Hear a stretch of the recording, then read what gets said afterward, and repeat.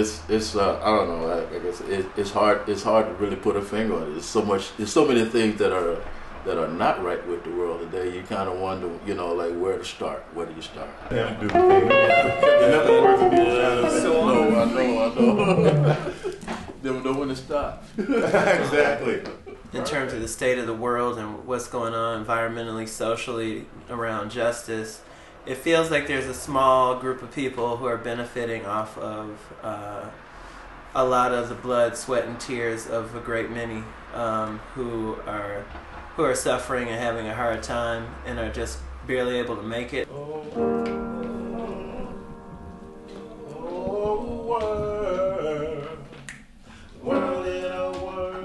There's so much wealth and so much affluence and so much power, and there's technology and there's all this knowledge that's out there. You would think that we would actually use that to alleviate poverty and hunger and the disease, but it's almost as though it's like that's not happening, or in my mind it's not happening fast enough. People are they're using technology just to get richer, not to actually solve the problems that the world faces. And so what ends up happening, it seems, is that the rich are just taking care of themselves, and me and mine, as long as we've got what we need, we're fine. The poor, well, You can come out.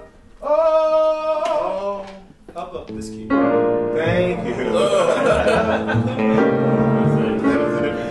I think a big reason why people aren't living in a more gentle, loving, thoughtful, selfless way, just interpersonal, intercommunity, and global, is fear. I think people are afraid that they're not going to have enough, not enough for me, somebody's out to get me, I have to protect myself, I can't trust anybody around me, fear that my life won't have meaning unless I have more money, and then more, and what they've got.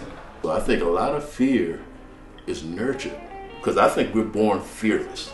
I think when we're born into this world, we're born fearless. We're not afraid of anything.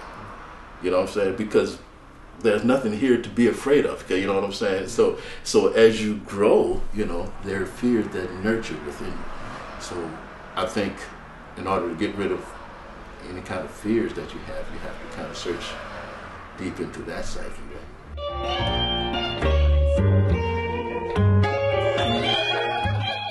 That fear extends even past just human beings, but it also is like, where there's fear, there's also often this desire to control and to create safety, right? Right. Yes. Yeah.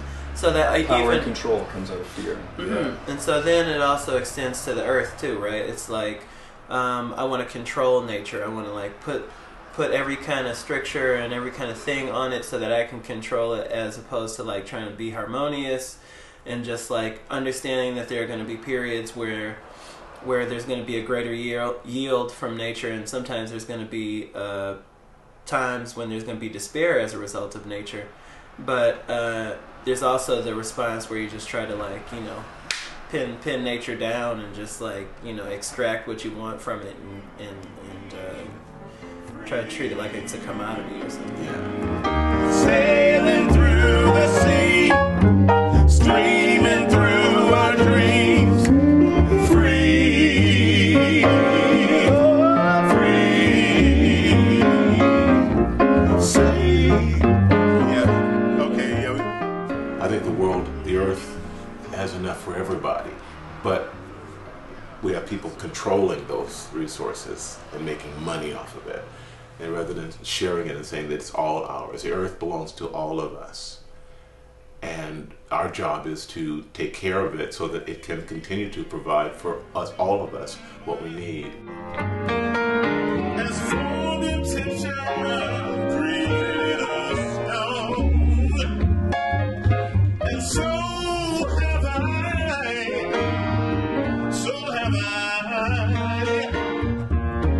made it from my own. I used to be afraid of, honesty, used to be afraid of sort of left-wing communist thinking, environmental people that were going to try and take the world over and then ruin us economically. That was my fear. because I didn't understand. I didn't understand what was going on. And then slowly I began to become one of those people, because as I got to know them, I saw the heart of generosity, care for the world, care for those around them, the goodness of sharing. Doesn't mean we're all going to lose out, but the fear that we have as humans is that, well, if the wrong people get into government, they're going to take all my money away and give it to people that don't deserve it, and then the world's going to go hell in a handbasket, that kind of thing. So it's for me, the answer is relational, getting to know people and being loved yourself, so you can start taking steps of trust. So it's right now, sailing through the sea, swimming through our dreams, free. I was a missionary for a lot of years in my life, and so I had the opportunity to see religion at work in the world, and a lot of suffering in the world right now is caused because of religion, whatever that religion is. And the wars and the fighting that's going on, a lot of killing in the name of God. I do believe in spirituality. There's an answer there in spirituality that will cause us to, or move us to, value each other and value the planet, and to govern our lives in a way that is productive and creative and fulfilling and all those things. The problem is that that spirituality all too often gets bogged down in dogma and in whatever, and it becomes a destructive force.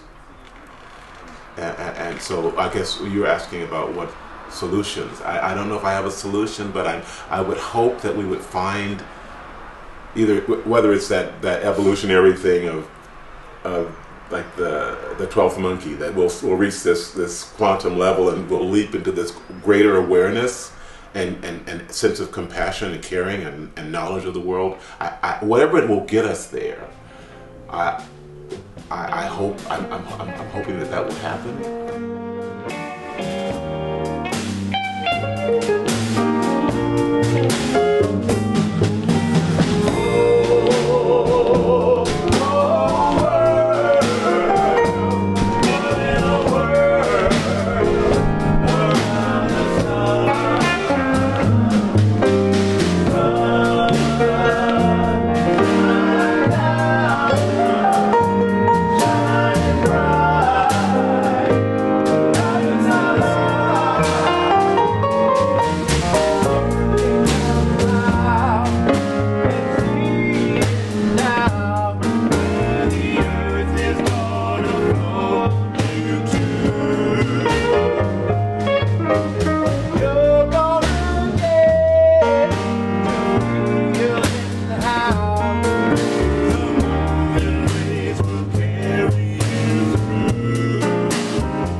Go back 100 years and women couldn't vote, black people couldn't vote, Native, First Nations people couldn't vote, Homosexuality was illegal.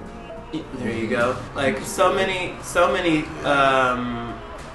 like even us being in this room together, if we really were to go back 100 years, is not even something that was fathomable in a lot of ways. In this context, being so relaxed and having such a rapport where we can sit down, we can work together, we can think together, and live together, create families together, you know?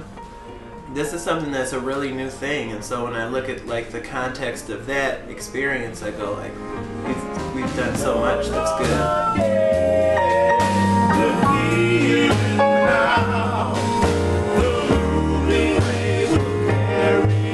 For me, I guess the culmination of actually seeing a black president in the United States, like that was something. Even 5 years ago, like before he was like, I would say 6 years ago, was still sort of like, you know, something on the outside. You know, that'll never happen, you know, kind of thing. So there are some great things that has happened, you know, that you could say, hey, you know what, there's hope for us all here. There's hope for a change. There's hope for a better world.